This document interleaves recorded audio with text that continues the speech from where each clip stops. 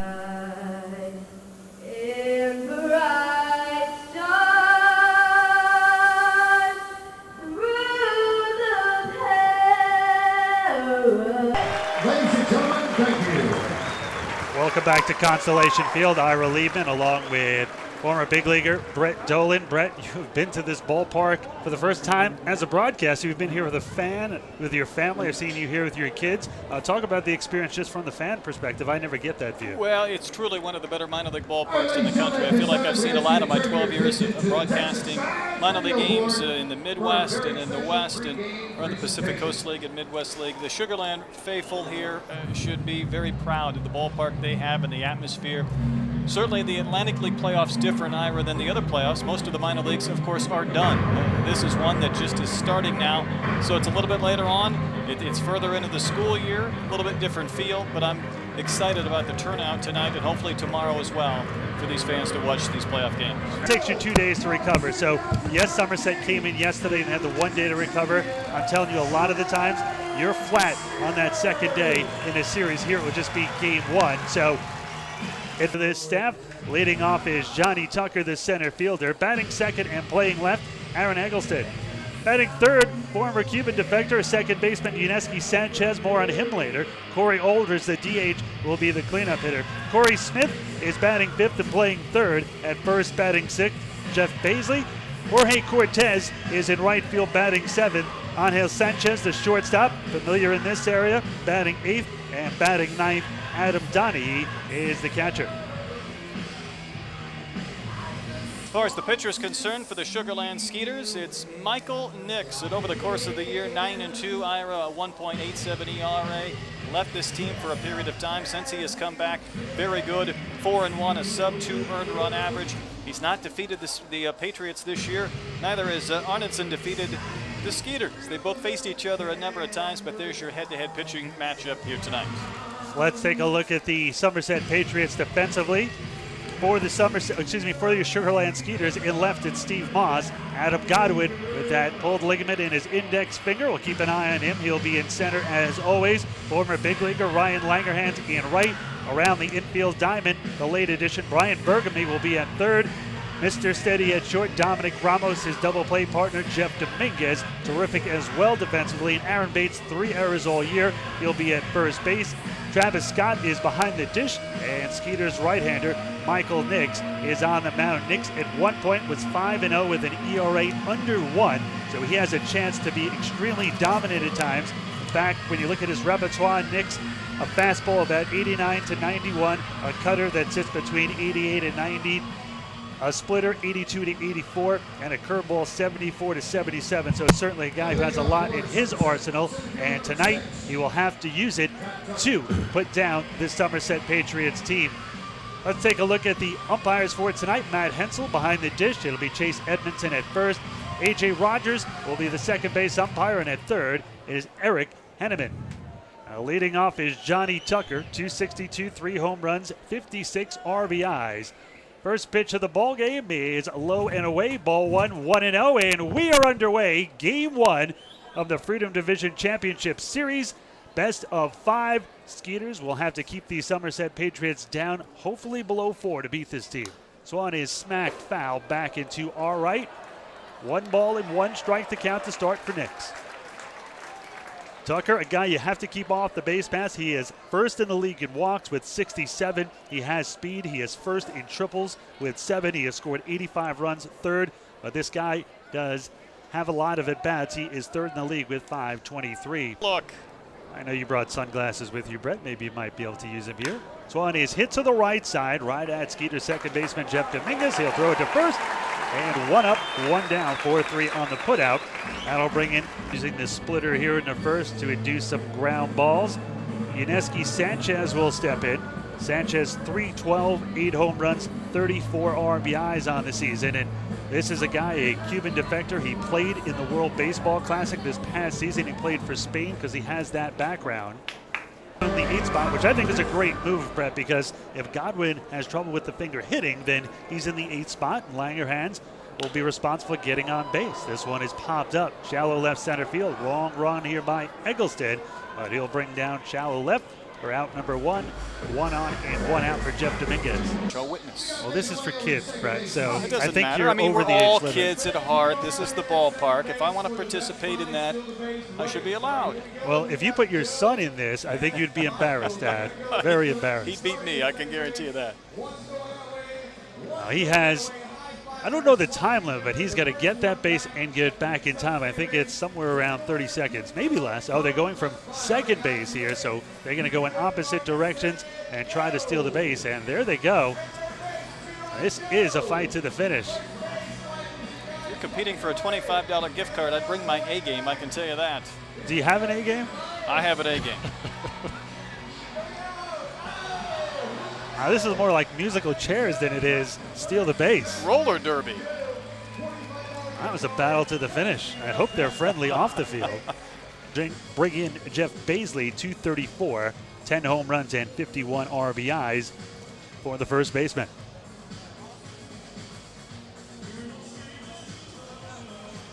Righty on righty matchup here.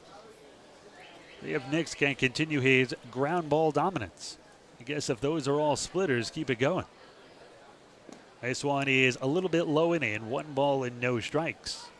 A lot of full counts, a lot of 3-1 counts. Does that alarm you as he's starting here just in the first few innings? Maybe he doesn't go as far as he would hope. Certainly you don't want to run that pitch count up if you can help it. So one hit down the right field line. Long run for Langerhans. That'll stay in the field of play, but foul. 1 ball and 1 strike. Pretty good look at Baisley right there. The one thing from Matt Hensel, our plate umpire, it seems like he has given that low zone. So a couple of times tonight, it's almost as if Nix has tried to test the parameters of that zone. How low can he go?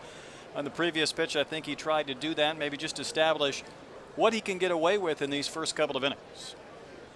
The 1-1 here by Nix. This one is swung on and hit deep to left field. This one is trouble. Going back is Moss, and this one is gone. And just like that, the Patriots' power shows up. Somerset in front 1-0. Really one of the few pitches Nix has missed up with. And when you miss up, good hitters can do that. But that was certainly a no-doubter as it sailed beyond the fence over that awning near the carousel area in left center. This Skeeters team was built around this ballpark here at Constellation Field. They wanted more of a gap and speed team, yet the Skeeters in the long run wound up leading the league in home runs, 126, and Somerset, who is known to be a power team, actually finished third, 122 home runs. It was the Lancaster Barnstormers who finished second with 125. Well, that'll bring in Jorge Cortez, 283, 4 home runs, 25 RBIs. First pitch, a strike on the outside corner, 0-1 the count. So it is 1-0 Somerset here in the top of the second on the home run by Baisley. Has a very, forgetting who, Craig Counsell type of stance. Holds that bat very close to his chest, very straight up, very little bend in the knees. It's a good call, Ira. It seemed like Counsell would even hold his hands up almost in an uncomfortable manner beyond his shoulders, but certainly the way the bat's pointing straight up and down, similar with Cortez. Cortez has a little more weight, I think. Counsell was maybe 150 pounds soaking wet. Talk about gamers. He's somebody that I was with a couple of different times throughout my career, and one of my all-time favorites, just by the way he went about his business each and every day. And you talk about postseason, he had some heroics as well. This one is hit high in the air to right field, but playable. Langerhans underneath it, fighting the wind a little. A one-handed grab for out number 3. So Nix gives up the home run by Jeff Baisley, his 11th of the year. Middle of the second, it is now Somerset 1 and Sugar Land 0. All right, ladies and gentlemen, get up on your feet. Brett, one thing we haven't got a chance to talk about, Atlantic League All-Star Game here next year. I think it's going to be enormous, and really there's always so much pressure on Sugar Land to put on the best of everything, but Sugar Land is that kind of town. If you see a better club area, the Insperity Club upstairs, then let me know, but it is a phenomenal facility. I think that it is going to be the bash of all galas, probably out on the field, as you saw when this team first opened before the Skeeters initially started playing. The city always does a great job. I'm sure there's going to be plenty going. I think it's fantastic. Certainly the Skeeters very worthy of holding an event such as that, and I think they will do it more than justice. Be able to showcase this facility, multiple days worth. An All-Star game has really become a focal point for the business side of ball clubs to build an entire off-season promotional schedule around, really focus in on that event. The dates aren't available yet because the schedule isn't out yet, but keep checking back on the website. I'm sure you'll find out through the ways you follow your Skeeters when those dates are announced, and you can really start to plan one giant big Texas-sized party next year for the Atlantic League All-Star game. I think it's going to be huge, Texas-sized fun, well said. Well, the Skeeters are down 1-0 as we move to the bottom of the second inning. Ryan Bergamy, a guy we didn't have a chance to talk too much about yet. This is a little bit different when you see Major League Baseball and you kind of have that cutoff point. Got to be on the roster by September 1st, not here in the Atlantic League.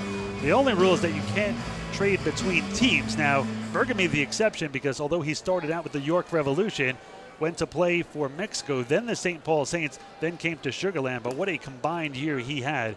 First pitch here is a strike. Strike one. 0-1 the count to Bergamy, the switch-hitting power hitter. Also a very good on-base percentage guy and a good eye at the plate. Hits this one high in the air to shallow right field. It's going to be Yuniesky Sanchez, actually, the second baseman, who will squeeze it on the infield for out number one. The last three at Somerset. Swan and belted down the left field line. This is a foul ball. Just hooked foul at the very last second. Moss has plenty of speed, too, and it easily turned that into a double.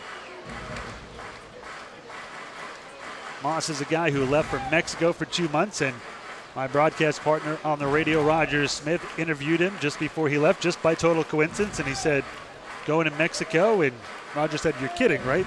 I know I'm new at this, but this is just putting one over on the broadcast. He said, no, I'm really going to Mexico, and I'm going to come back as long as Gary Gaetti helps me back. And it was almost like signing a free agent. They got Moss back, they got Nix back, and then Brian Bergamy was the big surprise on top of that. So Moss is a guy who could easily bat fourth or fifth, but he's sixth in this lineup. The 1-1 is a little bit low, 2 balls and a strike. Certainly one of the benefits of this league having their postseason and even regular season extend deeper into September than others, because guys can go play for other minor league teams or play in Mexico and come back and still get a couple of games, maybe some at-bats before the postseason begins, and rejoin their teammates. And let's face it, sometimes in the minors, especially AAA IRA, the teams are depleted. They don't resemble the regular season roster by the time the postseason comes around. Not so here. Swung and missed, strike two, so a full count here on Steve Moss. The one thing that I always find interesting, people go, the Sugar Land Skeeters, they're an affiliated team, right? And I say, no, we're an independent team. And they go, oh, and they go, well, what's an independent team? The payoff pitch, swung and grounded to short, slow roller. Sanchez will have to hurry, and they just get Moss at first. First pitch here to Adam Godwin. We're going to see how that index finger is. First pitch is fouled off. Looked pretty good there. For those who don't know, Godwin injured his finger on his mitt hand, diving for a ball on his very last homestand, and that UCLA tear to one of his ligaments. So he has a special brace while he's hitting, more of a circular one, and then a different brace for the outfield. I don't think it'll affect him as much defensively as it will offensively, so we'll see how he does here in his first at bat. This one is low and away, backhanded by Donahue. 1 ball and 1 strike.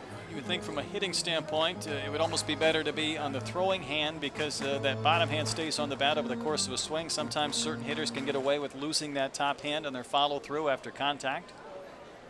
The 1-1 here by Arnton. This one fouled straight back. Another good cut by Godwin. You bring up a really interesting point, because they always say that the front hand is the power hand. Now, Godwin is not a power hitter. He's an on-base. He'll hit 2 or 3 home runs a year. So do you think it affects him as much? It may not. I think contact is contact when it comes to a certain point. You might like to see him up there in situations where there's men on base, and he might be able to bunt a couple of times as opposed to batting with 2 outs. This one is hit down the right field line. A long run for Cortez, but that will go into the stands. Count remains 1-2. Probably a process where he just has to feel this out too, from a literal standpoint. Is there pain? Is there discomfort? How does that affect the swing? You got to give Godwin a lot of credit. He plays winter ball as well. He could have easily just taken this off, rested up for winter ball, and been 100%, but one of the leaders on this team. He really wants to bring a championship. The 1-2. Swung and missed, chased the ball low and away, and that will do it. Skeeters get a single, but strand him through 2 innings of play. No score here. 1-0 Patriots over the Skeeters. So that the first team plays the fourth team second and third, where it goes by records more than it goes by divisions, because the Skeeters won both halves, and then Southern Maryland won the first half and the Ducks won the second half, so they get to play each other. Maybe they should kind of think about maybe changing it around in the future. Certainly this year it would have worked better for both of these teams. See Johnny Tucker 0 for 1, bounced to second to begin this game. Certainly a very patient hitter, leads this league in base on balls with 67. See if he might work the count. Content to take a pitch and looks at strike 1.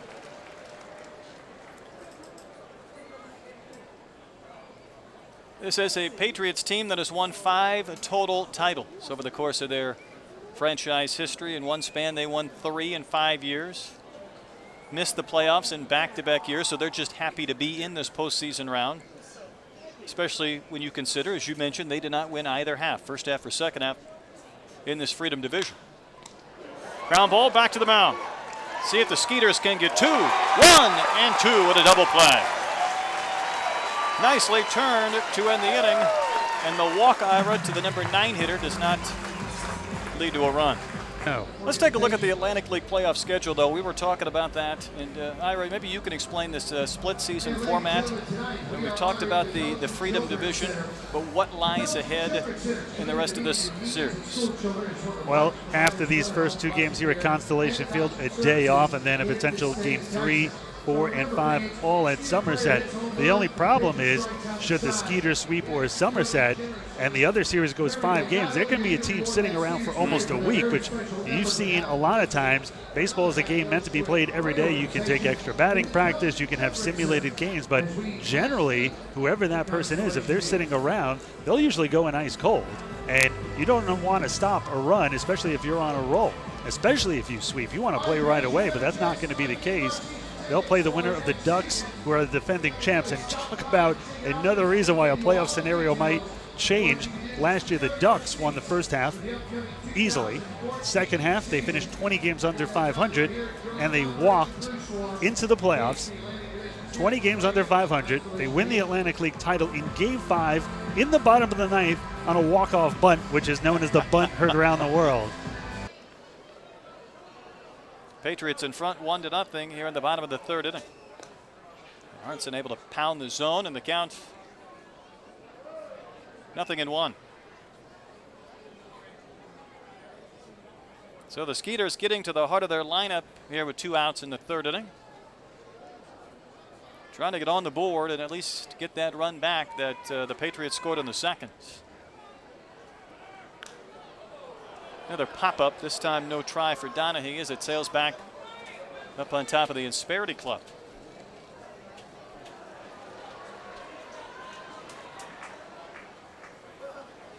So Ramos has spent most of this inning out there at first base after getting the single to start things, and now 2 outs, and Scott has a count of 0-2. You ever been into the Insperity Club to watch a game? Better believe it. If someone's willing to extend that invitation, I take advantage. I don't really know anybody that can help you, Brett. So.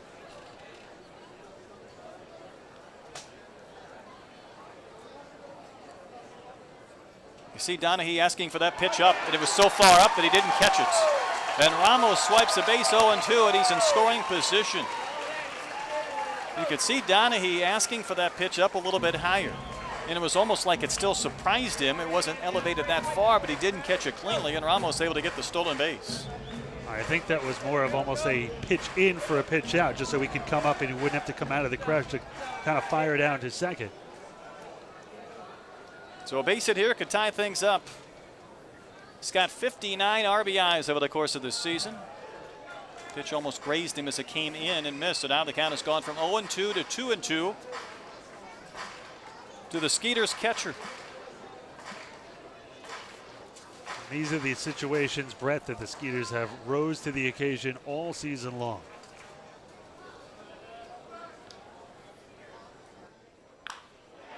Flare to center. That ball will drop. Here comes Ramos. Here comes the throw. They tied at one on the 2-out single from Travis Scott. And on Q-Ira, a big 2-out hit with 2 strikes. Back at Constellation Field again with Ira Liebman. I'm Brett Dolan. Scott Ellerton has joined us in uniform, back with the Skeeters up in the booth. Scott, thanks for spending some time with us. Thank you. It's great to be back. What brings you back? I know obviously you were with this team earlier this year, but you were back in Colorado. Was it something you told the guys when you went home that you were going to come back and be around for the postseason? You know, it was very tough to leave this group of guys. Really the most incredible group I've ever been around, and I said I would be back for the playoffs, and it was without question I wanted to be here. You've been a part of so many clubhouses in different teams, Major League, Minor League, Independent League. What makes this group so special? Oh, to a man, every guy is special. It's just it's hard to explain. Just the chemistry. When you get to be an older player, I guess you appreciate it a little bit more. And every guy on this team appreciates being in uniform and goes out and plays hard every night and pulls for each other. And it was a great experience. There's a lot of guys that are worried about that next level. How do I get to AAA? If I'm in AAA, how do I get back to the majors? It seems like a lot of guys have embraced wanting to be here and wanting to win a championship. It doesn't matter what level it is. They want to finish what they started. Right, exactly. And everybody here would love to go somewhere else. But you know what? When everybody's here, everybody embraced it. It's just amazing. The atmosphere, the fans, it's just an incredible experience. Scott, you retired in the middle of this season. At times, we still have that old Scott Ellerton on the mound, including your very last time out. You had 3 shutout innings. Now, how hard was it to decide to retire? Oh, it was extremely hard, but the body said no mas, so it was something I had to do, and it was good timing.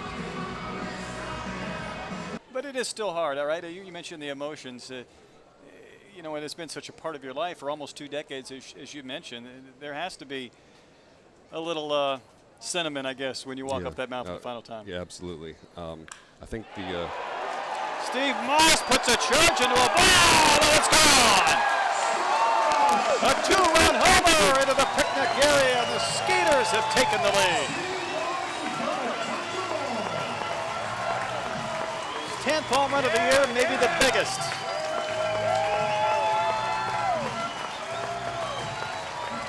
Brett, this is what the Skeeters do. They have a run or 2 or 3. Next thing you know, they're up 4 or 5. They get good starting pitching. They turn it over to that bullpen, and it's lights out most of the time, if not all the time. He hadn't played in, as you mentioned, almost a week. I was surprised he took all 3 rounds in batting practice. You don't want to re-injure that. In steps Corey Aldridge. Aldridge robbed on that great play by Ryan Langerhans in right that Brett spoke about earlier. Takes the first pitch for a ball, 1-0. He also grounded out to short. He's 0 for 2 thanks to Langerhans. Last pitch by Nix was pitch number 80, so he's getting towards the end of his night. I think if the Skeeters just get this inning out of him, they'll be more than happy.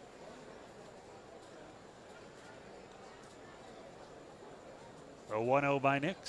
Swung and belted deep to right field. This may go. Going back is Langerhans, and this one's gone. And just like that, the Patriots take a 4-3 lead.